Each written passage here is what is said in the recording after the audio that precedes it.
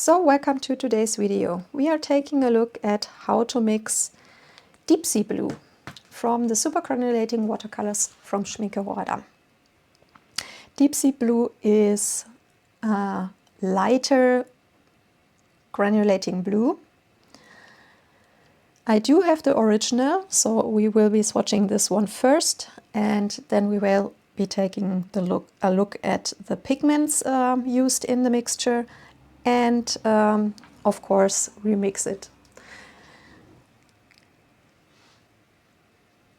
The color itself is, I think it is a quite pretty blue. It is a light but cool blue. In comparison to, I think it was one of the glacier colors that looks exactly like a cerulean blue.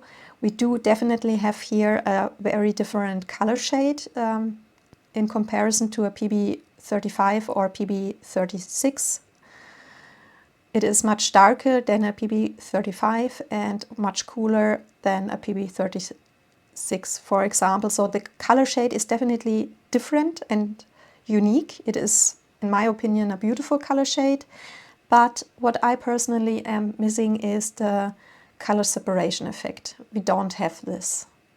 We can see hints of the cobalt turquoise if you really look very closely, but it's so low in not strongly visible that it is really more like a hint of cobalt turquoise. And yeah, we don't see a lot of the other colors. It is more like a homogeneous mixture where every of the pigments really mix well together and don't separate a lot. So the first pigment is PG50 cobalt turquoise, or some brands also call it cobalt teal. I mentioned that in, I think, the glacier videos. I have used here the version from Schmincke, and the reason why is that the Schmincke PG50 version is the only version I know which is more blue shaded. Normally PG50 cobalt turquoises are more on the greenish side, and if you're using a PB28 cobalt turquoise, it is more on the bluish side.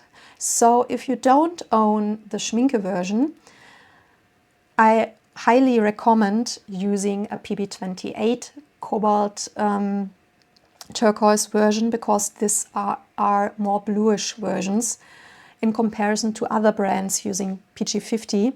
I did show how different it can look, I think, in the glacier green video, where I mixed the same mixture with a PG50 and a PG50 Schmincke version, to show how the touch more green can affect the end result. So just that you know. Then we have PV16, which is manganese violet. I'm using the Schmincke version here. And PB29 ultramarine blue. I did swatch here in the little box the version of White Nights. I have a very old one which doesn't granulate a lot. That's why in my mixture I haven't used it. And I'm using the French ultramarine from Daniel Smith, which is a very strongly granulating ultramarine blue. And I absolutely love to use in mixtures like that, just because it makes the strongest granulation and color separation effects if you're using a highly granulating ultramarine blue like that. Of course, the Daniel Smith version isn't the only one which has a super strongly granulating one, but it is definitely one of the most strongly granulating ultramarine blues I know, and it is one I own, so that's why. And if I do look at my dried swatch, I definitely can see a difference because of the much more stronger granulating ultramarine blue, because I do have at least more visible color separation effect between the ultramarine blue and the cobalt turquoise. The PV16 manganese violet is more like a color to mute everything a little bit more, to lessen the glow a little bit. You don't really see it because there's not a lot of this pigment in the mixture. But you can see at least a little bit more of the cobalt turquoise in between in my mixture.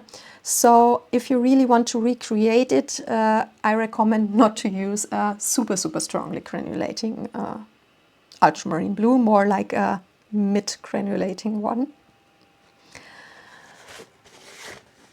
I was thinking about looking what my Schmincke collection offers, but most of my Schmincke colors are super old, and I think I only had the in at least in my Horadam collection, I only own the ultramarine finest, and of course this is the least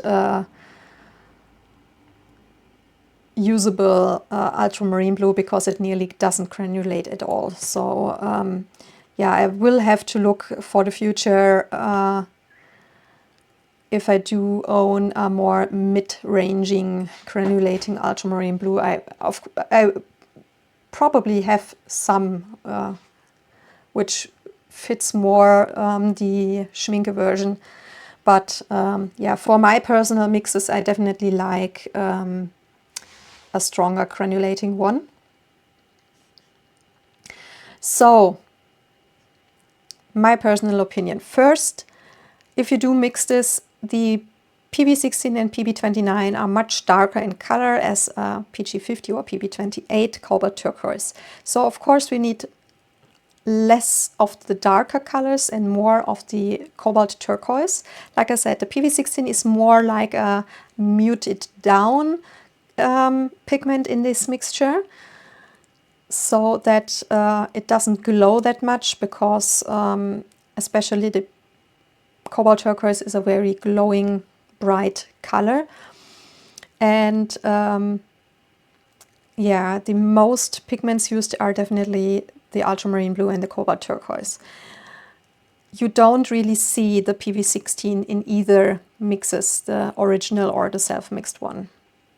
So you will have to look how much, of course, you have to add, but in the complexity, I would say it is not the easiest color to mix yourself, but it is not undoable. It is not super hard. So it will need probably a little bit more trying than maybe other mixtures. Especially two pigment mixes are, of course, much easier to remix normally. But yeah, it is maybe not the best for beginners who have non-experience with mixing. But if you are a little bit advanced, then it shouldn't be a problem. So the color itself, like I said, at least it is a very different shade to cerulean blue. So I think there will definitely be opportunities where you can use the color. I mean, it is called deep sea blue. So I think at least for things like water, you could probably use it very well. And of course, there will be tons of other things where you can use it. But for me personally, when I think at a super granulating color, I do want to see a strong color separation effect, and that we don't get with that color. Definitely no separation effect. So that is always something I'm missing. I do own the original because I've bought the colors at a time where I didn't know that you can mix those colors by yourself.